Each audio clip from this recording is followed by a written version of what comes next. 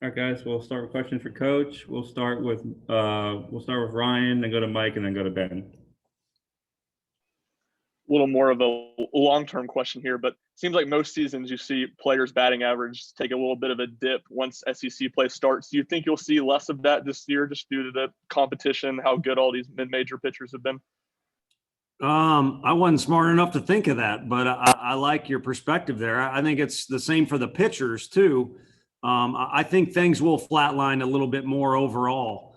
But really, when the league comes around too, it's always going to be competitive. It doesn't matter what's going on in non-conference. You're going to face a lot of future big leaguers. And the key I've seen from guys when league play does roll around, especially the first year guys, is they realize it's just baseball. And not to make it a bigger deal than it is, even though the label says it just means more, it does. But the label doesn't say it's now a different game.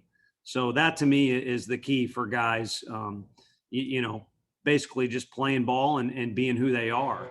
And again, I think the competition only helps things as far as making guys more prepared or helping guys be more prepared. And it's certainly been the case with our team with all the different situations we've been in and the quality of competition we've competed against. That's back-to-back really nice starts from Blade. What's allowing him to be more effective, and what do you think is leading him settling in the way that he has now? I think just being out there and being comfortable with what's going on. I mean, you talk about any senior, they miss their entire spring. Heck, he battled mono the last time he really had a good chunk of playing time. I mean, that was quite a ways ago, the summer before his senior year. So even though he's got dynamic stuff, he's still a pup in a lot of different ways. So when we grade him out and critique him, it's probably a little unfair to him. What we're hoping for and seeing is some of the just really, really impressive things he did during scrimmages. And he'll get to that point. He's already shown flashes of it, but for now, I think he's progressing anyway, the way you would want any freshman to. It's just on a kind of another level because he's pretty advanced as far as an athlete and his stuff. Tony, seems like Max is playing like Max again, and you moved him down in the lineup. And when you do that and a player kind of finds his rhythm again, how do you go about making the decision to move them back up into the lineup once they've kind of found their rhythm? Trying to get me in trouble, Ben. Trying to get me in trouble. It's a tricky one. I think, I really value the input of the other coaches as it relates to going to the bullpen or what lineup we want to do or who do we want to try and involve in the game. But ultimately, you got to make the final decision. And sometimes, to be honest with you, you just go with your gut. And for now, it was obviously relieve a little pressure off him and Pav, and they're clearly starting to play baseball the way they are. I like the phrase you use, just Max being Max. We don't need him to be more than that or less than that. So I don't know much about next game or next week, but I know he'll hit in the 8 spot for more games this year, and I also know he'll hit in other spots for more games this year. So there's kind of a Belichick answer there for you at the end. We'll go to Joseph and then Wes.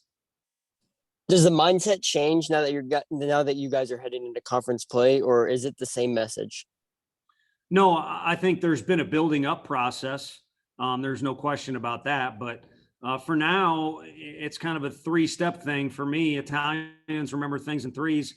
Sunday, it's time to enjoy and relax, especially after losing an hour of sleep. Monday is recover and take care of academics and whatever you got to do to prepare to play Tuesday. And then Tuesday is East Tennessee State comes over to our field and plays. And then we'll worry about conference after that. But to be fair, I will fall back on my other answer. It's another weekend of baseball. And heck, in these times, anytime we're on the field and the umpire says play ball, it's a great thing. When it's conference play for every conference across the country, it'll be a great thing as well, because that's kind of where we got stopped last year. Tony, in a sport like baseball where you've got kind of a long, grueling season and, it can kind of get into the doldrums a little bit, how much value is there in a guy like Gilbert and the juice that he brings on a daily basis? Yeah, it's scary, to be honest with you. You don't know what you're always going to get, and he's definitely going to be energetic. And if you're playing any horsing around games where you're just kind of knocking a buddy on the shoulder or something like that, you better be ready for him to bring the steam. He's a lot of muscle and strength in a small package, and he's got energy coming all over the place out of his body. But the key is just for him to channel that the right way. And when he does, it's incredible. And when he doesn't, it's not as good. I think as he gets older and he plays this game for a long time, there'll be very few lows because he'll learn to kind of, again, channel that focus the right way. And then the explosiveness that you saw today, it's just by nature going to happen. He's too athletic and he works way too hard for it not to. We'll go back to Ben and then back to Mike. Tony, I asked you about a kind of a checklist going into the weekend prior to SEC play, and you talked about wanting to get some things done within the game of obviously winning. What do you take away from this weekend? Do you feel like you accomplished kind of those games within the game while also getting the sweep? I think so. I mean, I think Connor really showed a different vibe as far as being relaxed and having a good attitude and, helping the team win in whatever way he can, which, sounds like the yearbook thing to say, but he really did have a different vibe about him. And he had some success too, but just the guys like him and he's older. So the way he is what the other guys are going to feed off of. And you saw less stress there. We were able to get Blade another quality start. Mark McLaughlin, we didn't know how we were going to involve him because we really like what he can do for us. But we got Chad Dallas back again with Chad. So it was kind of a list of small checks. It wasn't anything major. We wanted to use some other guys either, in the lineup or out in the field. It didn't really come to fruition other than Logan Steenstra getting out there and doing his thing. And I really like seeing Kirby getting to finish a game the way he did, because he's a guy that could be asked to do that several times between now and the end of the season. Yeah, kind of piggybacking off what Ben just asked, what are maybe the things that you're really pleased with about this team as you head into the conference in a week? And then what are the things that still need to improve or kind of be cleaned up as you head into that time? Well, I think the guys that are out there are starting as of now. If we can just go present moment, again, the theme of just be yourself. Be Luke, no more, no less. Be Connor, no more, no less. So the guys that we're using on the mound right now and in the lineup and sprinkling in Steenstra are where they need to be. I think there's some other guys that either need to jump on board with that plan or they haven't necessarily been given the opportunity to show that they are.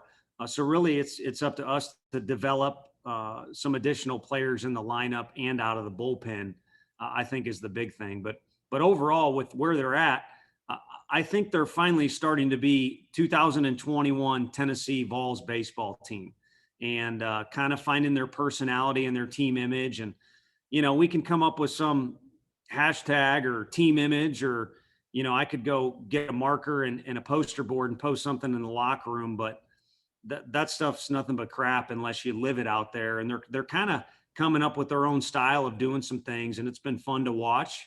And it's still relatively early in the year, so I'm looking forward to seeing how that progresses. And we'll take two more for Coach. We'll go to Josh and then finish with Ryan. Yeah, Tony, one thing you guys did pretty well today was responding to allowing runs, right? Greensboro scores, and then in the bottom of the inning, you guys get a run back. Just what did you see from that today, and how important is that going to be for you all going forward, especially in the SEC? Yeah, you have to be able to do that. In particular, you're at home, the other team hits first, but anywhere you're at, you get punched in the mouth, you got to punch somebody back is kind of what somebody said in the dugout today. And, again, someone on the team said that. It was a player. As coaches, we want our guys to compete at all times, regardless of what the score is. We don't put extra value on this or that. But it kind of seems to be a little bit of a theme that they got some fight to them. And when somebody barks at them, they bite back. When someone punches them in the mouth, they do punch back. And those are things that are difficult to coach. Same thing with not being shy from competition on the road. I know the Charlotte score doesn't exactly illustrate that, but that comes with a few footnotes as well. So overall, they've got that little edge to them that when you have it, you embrace it and you wish you could put it in a bottle and share it with everybody. But for now, that's becoming a part of our team image or culture or whatever you want to call it for this team in particular. imagine it'll be a little bit week to week, but what do you expect the split of playing time between Connor and Jackson to be going forward in SEC play?